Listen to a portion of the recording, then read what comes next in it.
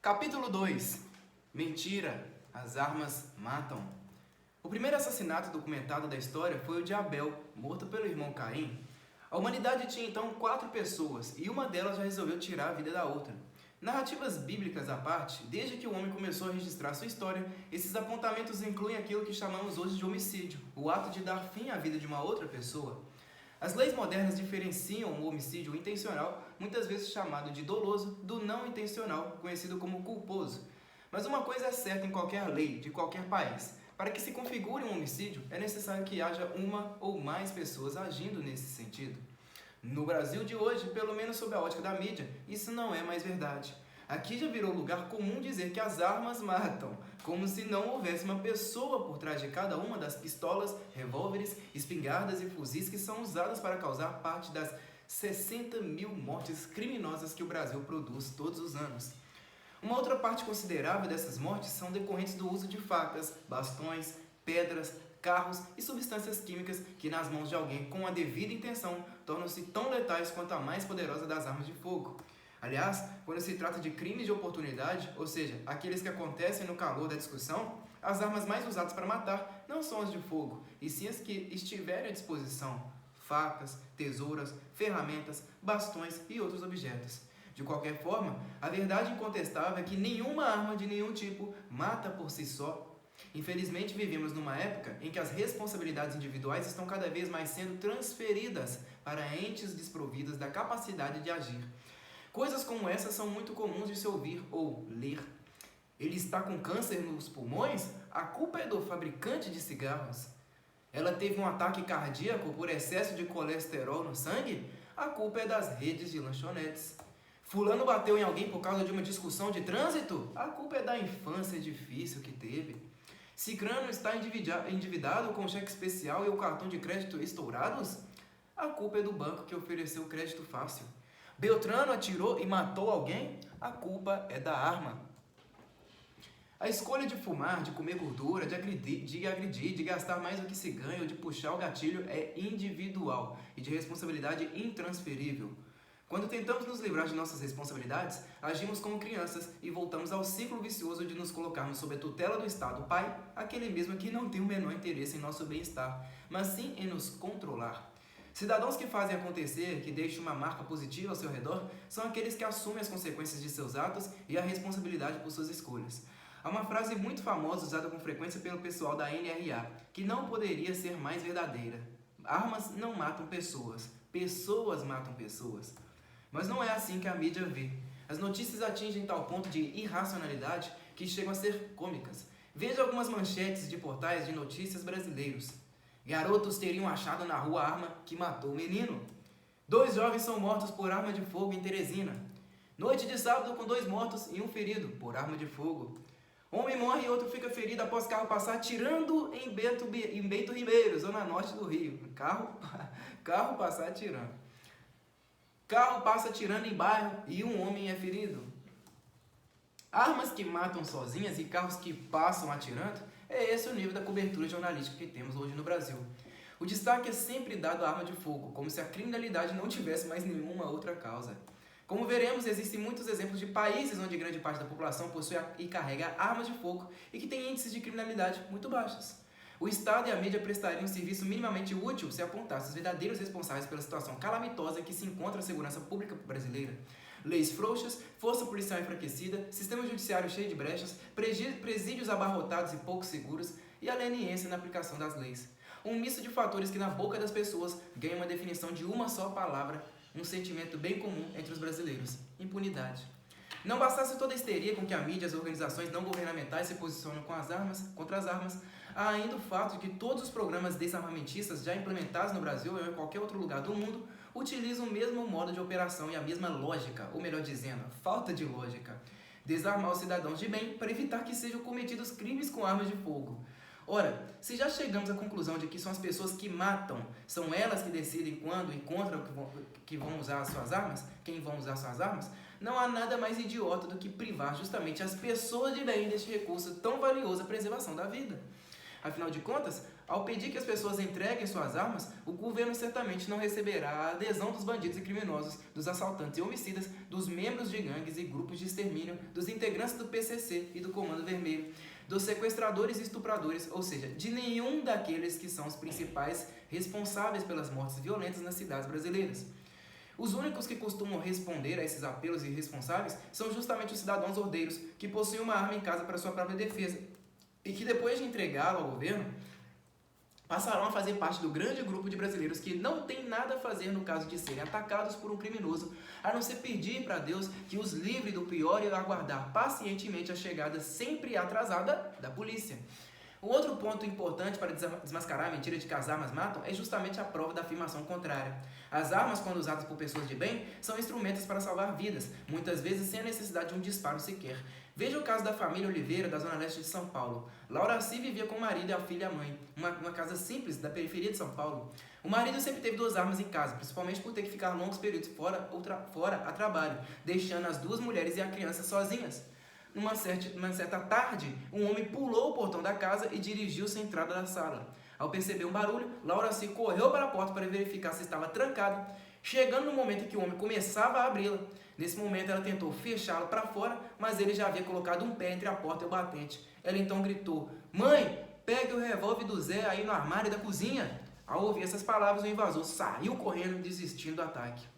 Casos como esse são comuns, ou pelo menos eram muito mais comuns, aliás, até a década de 1990, quando os brasileiros ainda tinham a liberdade de possuir armas em casa para defender suas famílias.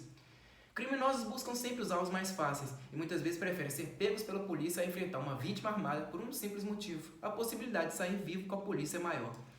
É claro que a simples ameaça de pegar uma arma nem sempre é suficiente para dissuadir um bandido de cometer um crime. Nesses casos, um simples treinamento e alguma prática no uso da arma pode ser a diferença entre uma tragédia familiar e um susto. Quando o criminoso resolve invadir a propriedade de alguém, é ele quem se coloca na posição mais vulnerável à surpresa, pois nunca sabe que tipo de resistência irá encontrar ali dentro. O que o Estatuto do Desarmamento conseguiu fazer foi justamente eliminar esse elemento de surpresa da atividade dos criminosos. Hoje eles podem entrar em qualquer residência ou comércio com a certeza quase absoluta de que não haverá armas no local e de que a chance de se darem mal nessa ação será mínima. Mas se o uso defensivo das armas pode salvar vidas, por que não vemos quase nenhuma menção desses episódios na mídia e nas poucas vezes em que uma história dessas é publicada, o desfecho é geralmente fatal?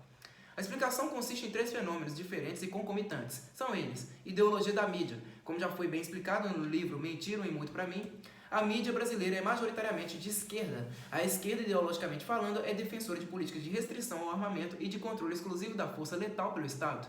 Uma vez que os espaços nos grandes jornais, revistas, emissoras de televisão e portais de internet estão ocupados em sua maioria por jornalistas que apoiam o desarmamento, seria ingenuidade imaginar que eles darão destaque a qualquer notícia ou fato que seja em favor do uso defensivo das armas e que contradiga as mentiras há tanto tempo difundidas e que tem enganado as pessoas, levando-as a entregar seus meios de defesa ao governo.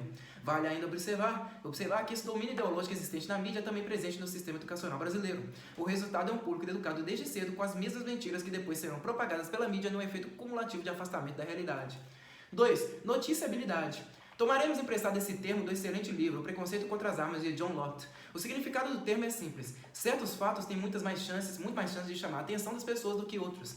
Quanto mais atenção, mais audiência. Quanto mais audiência, mais lucro. Como todo empreendimento privado, as empresas da mídia precisam lucrar, mas ao mesmo tempo têm de preservar sua ética jornalística, sob pena de perderem toda a credibilidade perante o público. Portanto, mesmo numa mídia hipoteticamente isenta de ideologia, notícias de menor destaque seriam preteridas em favor das de maior apelo junto ao público. Assim como não se dá a notícia de que um ônibus chegou bem ao seu destino, mas se dá a de que um ônibus sofreu um acidente gravíssimo no qual morreram quase todos os passageiros, não se dão as notícias sobre o uso defensivo das armas, mas sim as notícias sobre seu uso criminoso e letal. Colocando de uma forma bem popular, notícia ruim vende mais. 3. Escassez de relatos. Crimes perpetrados geram vítimas. Vítimas são interrogadas por policiais. Policiais geram relatórios e estatísticas, e esses relatórios são usados pelos órgãos de mídia juntamente com depoimentos de testemunhas, filmagens e gravações de áudio para compor as reportagens que serão exibidas nos jornais impressos, televisivos e eletrônicos. Mas e quando uma vítima potencial consegue evitar o crime? E quando acontece exatamente como ocorrido com a família Oliveira? Ninguém foi à polícia, nenhum repórter estava por perto, ninguém se preocupou em registrar o que aconteceu e a experiência terminou sem nenhum ferimento ou morte em ambos os lados. O fato de que esses casos não estejam nos noticiários não faz com que eles sejam menos verdadeiros ou menos numerosos. Não podemos tomar a frequência de um determinado tipo de notícia como parâmetro para avaliar quantitativamente o mundo real, porque as notícias são apenas um recorte da realidade, feito com a tesoura da mente do jornalista. Fazer isso seria como pegar um pedaço recortado de uma toalha contendo um buraco no meio, sem olhar para o restante intacto dela e imaginar que a toalha inteira está esburacada. Os casos de uso defensivo de armas existem, são numerosos, envolvem a preservação de vidas, mas muitas vezes ficam apenas na memória de seus protagonistas, infelizmente.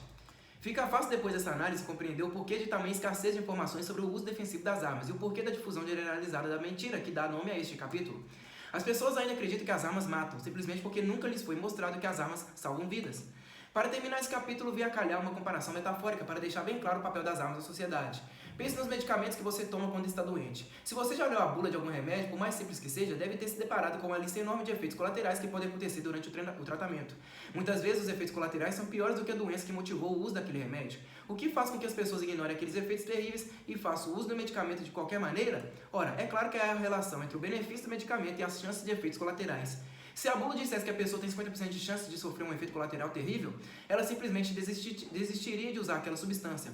Mas como a chance de que o medicamento resolva seu problema é muito maior do que de causar um problema novo e diferente, a pessoa aceita o risco e toma o remédio. Pois com as armas acontece o mesmo, só que a única coisa que é alardeada são os efeitos colaterais. A impressão das pessoas é que as armas só fazem mal, quando na verdade o mal que elas causam é sempre um efeito colateral de atitudes criminosas daqueles que as usam com os intuitos errados. Este livro é justamente uma tentativa de mostrar o outro lado dessa bula para que você possa formar uma opinião própria baseada na realidade e não nos recortes que lhe estão sendo mostrados. Sendo necessária a segurança de um Estado livre, a existência de uma milícia bem organizada, o direito do povo de possuir e usar armas não poderá ser infringido. Segunda emenda à Constituição dos Estados Unidos. Capítulo 3. Mentira! Países desarmados são mais seguros. Se a mídia fizesse seu papel com um mínimo de correção e apresentasse os fatos sem distorcê-los ao extremo, como costuma fazer, livros como este não precisariam ser escritos. Uma das maiores distorções acontece justamente quando o assunto é países seguros são os que proíbem o armamento civil. E o exemplo mais difundido e quase universal de todos os que seguem essa linha mentirosa é o da Inglaterra. Para os defensores do desarmamento, o exemplo inglês é o mais utilizado, o mais reverenciado e o mais respeitado, como se os ingleses vivessem no paraíso de segurança e tranquilidade. Mas a verdade é bastante diferente e novamente faremos uma breve viagem para a história para que ao achismo e as impressões deem um lugar a um raciocínio bem fundamentado. A Inglaterra é um dos berços da democracia moderna, tanto no tocante aos direitos individuais como no modelo de representatividade de duas câmaras legislativas. A Inglaterra também é o início da história dos Estados Unidos e embora sejam hoje países com tamanhos e populações muito distintas, essa diferença mesma será muito útil para retratar os efeitos perniciosos da mentalidade desarmamentista. Vamos voltar bastante no tempo para o século XII, onde estão as origens do sistema jurídico inglês. A Inglaterra utilizava a chamada Common Law, cuja tradução livre seria lei comum, como base de seu sistema judiciário, e que consiste em leis que foram desenvolvidas nos tribunais ao longo do tempo e não pelas mãos de legisladores eleitos. Nesse sentido, a Inglaterra nunca teve uma constituinte como as muitas que tivemos no Brasil, pois seu sistema legal foi construído lentamente em cortes diversas, por juízes diversos, empregando um raciocínio baseado na tradição, nos precedentes e nos costumes locais. Foi no século XII que o rei Henrique II resolveu unificar os diversos códigos legais vigentes nos condados ingleses, formando um sistema único para todo o reino, a Common Law, que sempre garantiu aos súditos do reino o direito de possuir armas para defesa própria. No século seguinte, em 1215, foi estabelecido o parlamento inglês, que passou então a ser responsável pela manutenção, criação e reforma das leis inglesas. Depois de 4 séculos, em 1689, o parlamento inglês assinou um dos documentos mais importantes já produzidos, a Declaração de Direitos, que influenciaria tremendamente a democracia americana, como veremos adiante. Esse documento foi feito logo após a deposição do monarca Jaime II, que é descrito no segundo parágrafo da declaração como rei Jaime II, que com a ajuda de seus conselheiros, juízes e ministros malignos esforçou-se para subverter e extirpar a religião protestante e as leis e liberdades desse reino. Jaime II não foi descrito assim à toa. Suas inclinações a favor da França e do catolicismo, suas brigas constantes com o parlamento e suas tentativas de desarmar os protestantes e eliminar as liberdades individuais foram um aviso claro e urgente aos ingleses. A Declaração de Direitos foi uma resposta imediata a qualquer outro monarca que cogitasse fazer o mesmo que ele.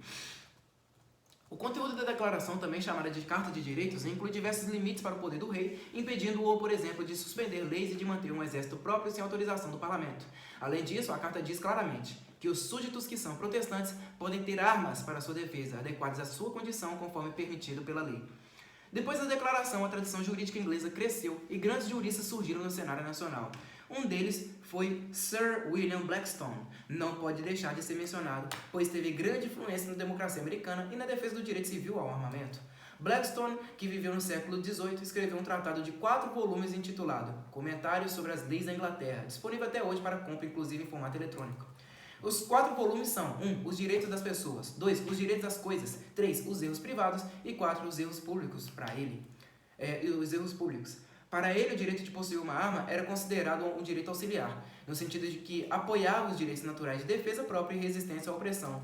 Blackstone tinha bem claro para si que um homem não pode exercer seus direitos mais básicos se não pudesse defender sem a ajuda de nenhuma força externa. E isso só é possível com o uso de armas. As armas nesse raciocínio são, acima de tudo, instrumentos de liberdade e garantias de direito. Esse pensamento é a base da segunda emenda da Constituição Americana, texto que abre este capítulo e que diz: sendo necessária a segurança de um Estado livre e a existência de uma milícia bem organizada, o direito do povo de possuir e usar armas não poderá ser infringido. Para Blackstone e para os fundadores da democracia americana, as armas vão além da proteção de um direito individual. Elas são a única garantia de que diante de um governo despótico, o povo terá como reagir e lutar pela liberdade. Mas a história dos dois países tomaria rumos muito distintos no tocante às armas. Os legisladores ingleses mantiveram o direito ao armamento intocado por mais 2 séculos e meio, mas após a Segunda Guerra Mundial as coisas mudaram bastante. O livro Violência e Armas, da professora Joyce Lee Malcolm, descreve com muitos detalhes o longo processo de desarmamento que ocorreu nos últimos 70 anos na Inglaterra e que culminou com a situação de completo antagonismo entre 2 países que um dia compartilharam um dos aspectos mais essenciais das leis. A população inglesa foi completamente desarmada e as leis foram reformuladas para que qualquer uso defensivo de armas, mesmo as improvadas, como pedaços de pau, bastões, tijolos ou panelas, fossem considerados criminosos. Há casos absurdos que lembram muito o que vemos hoje no Brasil, de cidadãos ingleses que, ao serem atacados por criminosos, revidaram, feriram seus agressores, evitaram o crime e foram condenados por isso. Vítimas presas e criminosos soltos, tudo em nome de um raciocínio completamente invertido, de que ninguém pode se utilizar de violência mesmo para se defender contra os mais violentos criminosos. Desta forma, a Inglaterra, que no final do século XIX era um dos lugares mais tranquilos e seguros para se viver, chegou ao século XXI com índices de criminalidade muito mais altos, superando os índices americanos em diversos tipos de crimes violentos, mesmo sendo o país com um sexto do número de habitantes dos Estados Unidos e com um território 75 vezes menor. Segundo dados de 2013, a taxa de crimes violentos na Inglaterra é 80% maior do que a americana, numa comparação per capita. 80% maior, num país aí que é 75 vezes menor. Onde está a Inglaterra, que as revistas e jornais brasileiros pintam como exemplo bem-sucedido de campanhas de desarmamento? Deve estar junto com a Austrália, que seguiu o modelo inglês de desarmamento radical, chegando a banir até as espadas cerimoniais e que também enfrentou um aumento de criminalidade após o desarmamento da população civil. Ou então com a Jamaica e com a Irlanda, países que baniram as armas de fogo há mais de 40 anos e nunca experimentaram uma redução em seus índices de homicídio. Mas o mais provável mesmo é que esteja com o Brasil, o exemplo mais mal sucedido de desarmamento do planeta. Aqui, depois que o Estatuto de Desarmamento foi implementado, no final de 2003, o número de homicídios subiu de 27 para cada 100 mil habitantes em 2004, para 29 para 100 mil habitantes em 2012. O drama desse aumento é melhor compreendido se olharmos para os números absurdos. De 48.374 para 56.337 mortos por ano. A análise dos números de criminalidade de países que instituíram políticas altamente restritivas de desarmamento, mostrando a completa ineficiência dessas políticas, já bastaria para acabar com a mentira que abre esse capítulo. Mas é possível fazer ainda melhor. Em vez de apenas constatarmos que os países desarmados não são mais seguros, vamos também observar alguns países que mantiveram a população armada e que têm vivenciado uma queda consistente na criminalidade. Usaremos os casos dos Estados Unidos, claro, da Suíça e da República Tcheca, por serem os países com menos restrições para a compra e porte de armas, embora dentro dos Estados Unidos haja uma grande variação de estado para estado. A República Tcheca possui leis bastante livres para a posse e o porte de armas. É um dos pouquíssimos países europeus que permitem o porte oculto de armas curtas, de forma não discricionária. Ou seja, qualquer cidadão que se qualificar perante a lei não pode ter seu pedido de licença de porte negado pelo governo.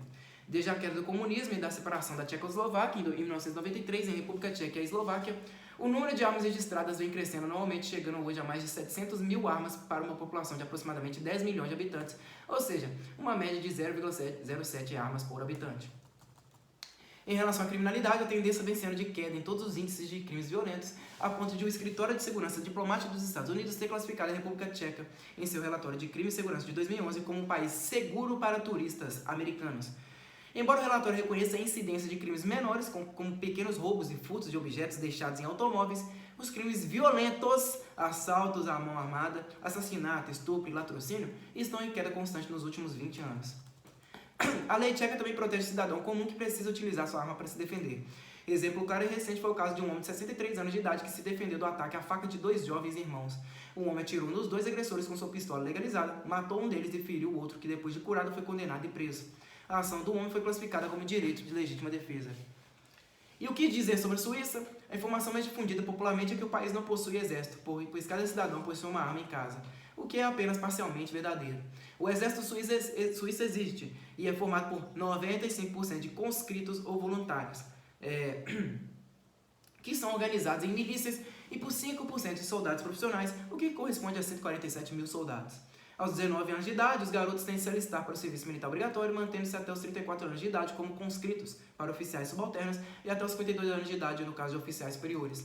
Os conscritos devem manter suas armas em casa, estando disponíveis para qualquer situação onde seja necessário defender o país. As mulheres podem se alistar, mas não há caráter de obrigatoriedade para elas. A conscrição e a responsabilidade individual dos suíços para com sua própria defesa e para com a defesa de seu país são conceitos muito difundidos na sociedade suíça, tanto que no referendo de 2013 sobre a extinção da conscrição, apenas 12% do total de eleitores compareceram para votar a favor. A compra de armas na Suíça está sujeita a regras mais permissivas que as da República Tcheca. Alguns tipos de armas não exigem nenhuma espécie de registro, como as espingardas e fuzis, enquanto outros tipos exigem uma licença facilmente adquirível por qualquer cidadão cumpridor da lei e livre de antecedentes criminais. O porte de armas curtas não é permitido a todos os cidadãos, mas somente aos que trabalham em ocupações relacionadas à segurança, sendo nesse ponto mais restritivo do que no caso dos tchecos. O número total de armas nas mãos da população suíça é estimado em quase 3 milhões, o que significa 0,35 arma por habitante, ou 5 vezes mais que na República Tcheca. As taxas de criminalidade na Suíça são das menores do mundo, e ainda assim têm caído suavemente com o tempo para os crimes violentos. É mais um caso que vai de encontro às afirmações de todas as organizações que pregam o controle ou a abolição do armamento, as mesmas que dizem que mais armas significam mais crimes e mais violência.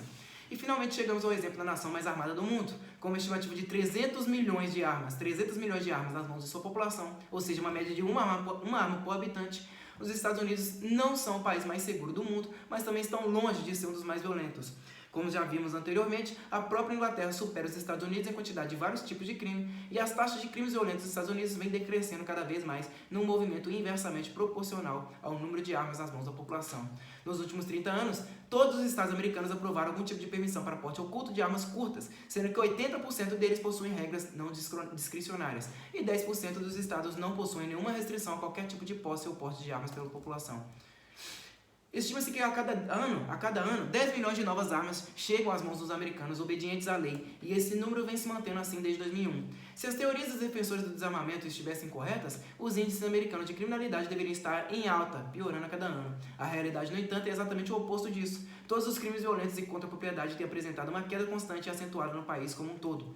Mais do que isso, quando comparamos os estados americanos, que possuem legislações diferentes e independentes, em termos de nível de restrição às armas, veremos que os estados mais restritivos são os que apresentam as piores taxas de criminalidade e que os estados menos restritivos são os mais seguros. Novamente está claro que não há nenhuma relação entre o aumento da quantidade de armas em circulação nas mãos de cidadãos, tampouco da facilidade de obtê-las, e o aumento da criminalidade. Se há alguma relação, é justamente a oposta.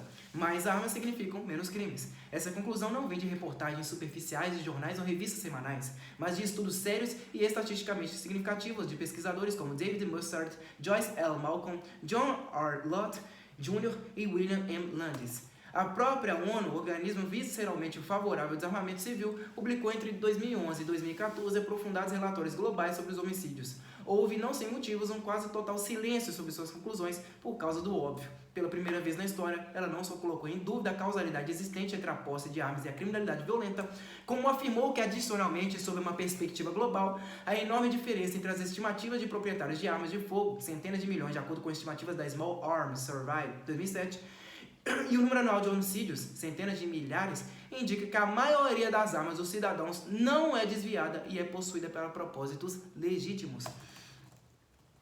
Depois de analisar tantos países que baniram ou dificultaram muito a propriedade e posse de armas pela população, como outros que fizeram justamente o contrário, e entender as consequências dessas políticas para a segurança das pessoas, não resta dúvida de que um país desarmado não é, de forma alguma, um país mais seguro, mas uma mentira devidamente desmascarada.